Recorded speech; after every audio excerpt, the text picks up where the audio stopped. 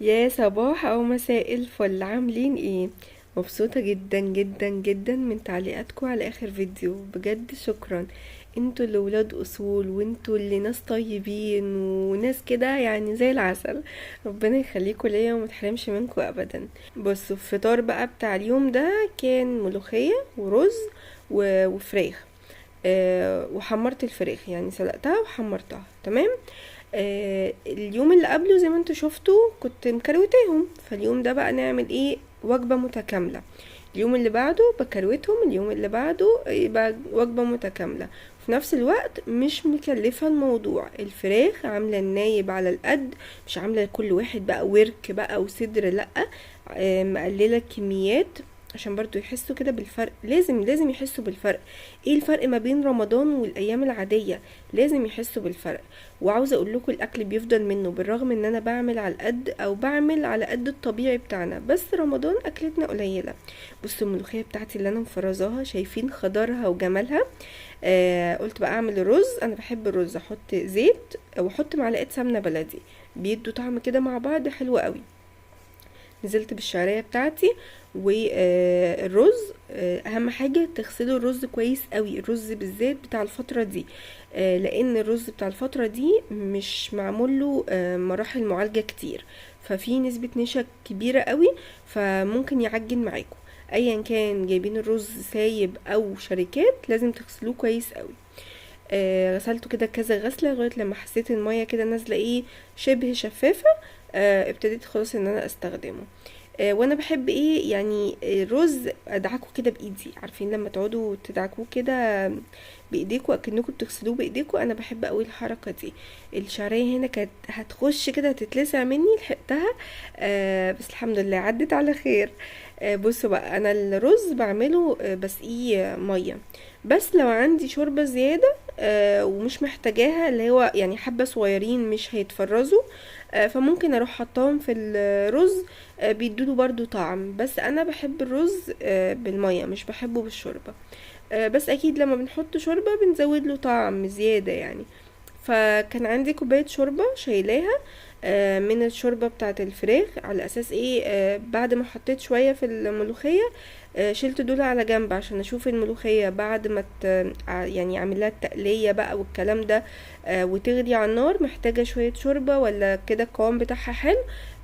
لو محتاجة شوربة اروح مزوداها، مش محتاجة خلاص.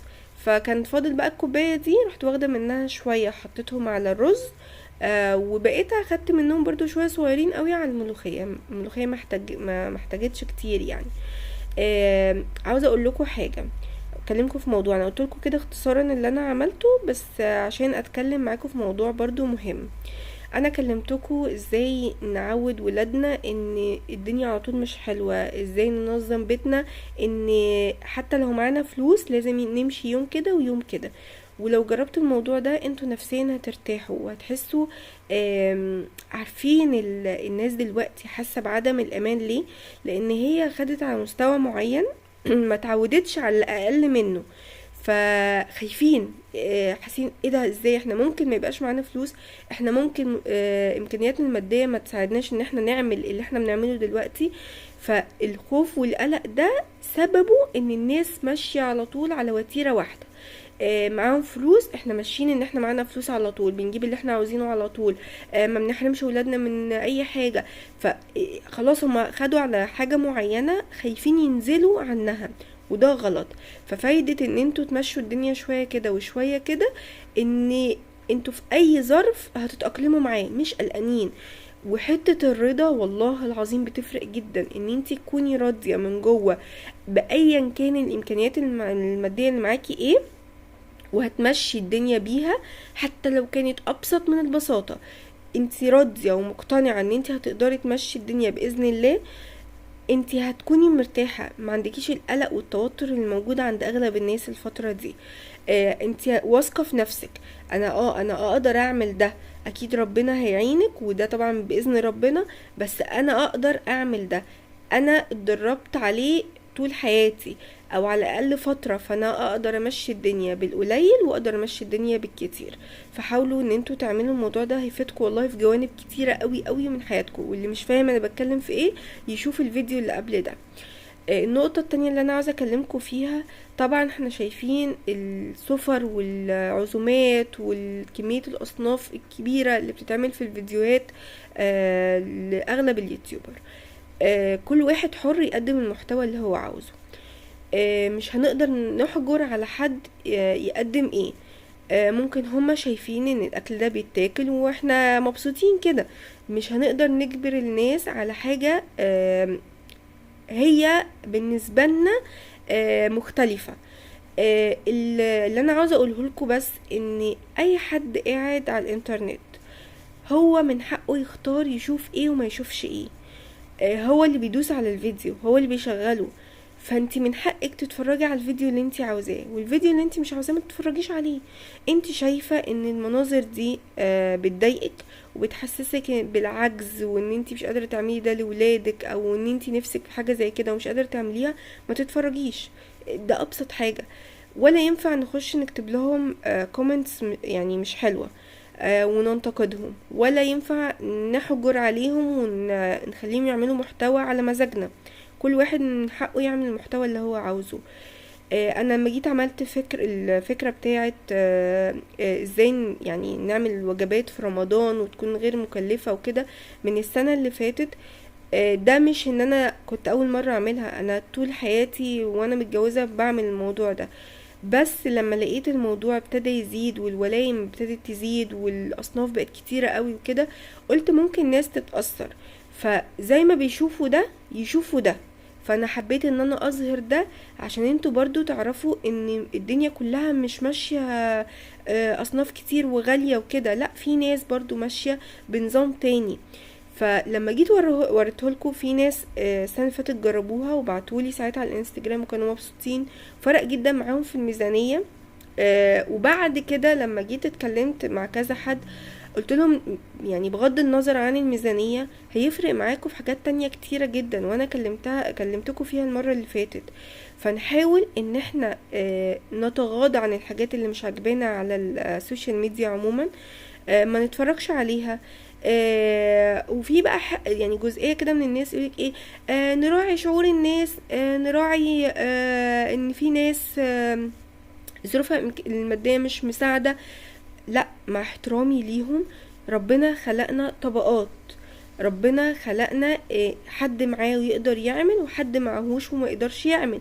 حد معاه بس بيرشد استهلاكه، وفي حد معاه بس عنده هدف تاني ان هو يمشي على نظام مقنن. ف حتة ان لا احنا يعني راعوا نفسية الناس وراعوا مش عارفة ايه. الناس هي اللي بتختار تتفرج على ايه. الناس هي اللي بتختار تشوف ايه وتتأثر بيه ولا لا. انا ممكن على فكرة اتفرج على وليمة طويلة عريضة وامكانياتي المادية ما تسعش ان انا اعملها بس ما تأثرش، بس ممكن اخد فكرة واحدة منها صنف واحد اعمله. فانتي وقدراتك، انتي ونفسيتك، انتي بتشوفي تحددي انتي هتعملي ايه. اتفرج عشان اخد فكرة واعملها بكرة او ما اتفرجش عشان انا بتضايق نفسيا. والطبقة اللي قاعدة على النت بتتفرج على فيديوهات مش هي الطبقة الفقيرة. يعني خلينا برضو واقعيين. الطبقة الفقيرة دي ما تعرفش اي حاجة بتحصل على السوشيال ميديا، ما بتتفرجش على الفيديوهات، ما بتشوفش اللحمة اللي بتتعمل في الفيديوهات، ما بتشوفش كمية الفراخ، ما بتشوفش البط، ما بتشوفش الكلام ده. الطبقة الفقيرة اللي هي ما تقدرش تعمل ده خالص هي مش موجودة على السوشيال ميديا. فخلينا برضو يعني واعيين وعندنا ادراك للي بيحصل. ده مش صح. وحتى لو انت امكانياتك المادية تساعدك ان انت تعملي ده، مش لازم تظهريه في كل الفيديوهات. بس في نفس الوقت المشاهد ليه الحق ان هو يتفرج على الفيديو او ما يتفرجش. ليه الحق ان هو بيتحكم في نفسيته ولا لا. فالموضوع ده كنت عاوزة اكلمكم فيه ضروري. اهم حاجة الرضا، تكونوا راضيين عن حياتكم مهما شفتوا، مهما المغريات كانت قدامكم. انا راضية عن حياتي مهما كانت فيها صعوبات، انا راضية عليها والحمد لله نعمة من عند ربنا. ابص للي اقل مني، لان احنا ربنا خلقنا طبقات، في اللي اقل منك وفي اللي اعلى منك. فالموضوع ده مهم قوي والله، هيفرق معاكم انتوا لو راضيين من جوه. بصوا لو شفتوا خروف كده بيتاكل قدامكم ولا هيفرق بالنسبه لكم، عادي جدا. ممكن تشتهيه، بس وقت ما يبقى معايا امكانياتي المادية تساعد هجيب كيلو، هجيب نص كيلو، مش هجيب خالص، هكون راضية. فالنقطة دي مهمة، الرضا. لو انت خارجة من بيت شبعان، كل الحاجات دي عمرها ما تفرق بالنسبة لك، ولا هتتأثري بيها مهما اتفرجتي ومهما شفتي.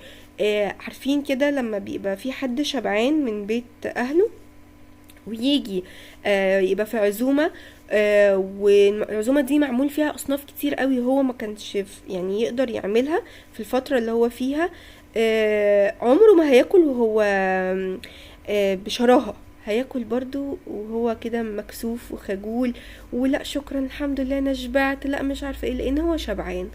فده بيتوقف على التربية، بيتوقف على الشبع، على الأصل، على الرضا، بيتوقف على حاجات كتيرة قوي. ربنا يرضيكوا ويطعمكم من نعيمه يا رب، ويرزق كل مشتاق اي حاجة ايا كان ايه اللي هو مشتاقه، ويطعمكم احلى ما كنتوا تتخيلوا. يا رب الفيديو يكون عجبكم، فيديو بسيط بس بحب كده اقول لكم حاجات خفيفة كده ممكن تفرق بالنسبة لكم. باي باي.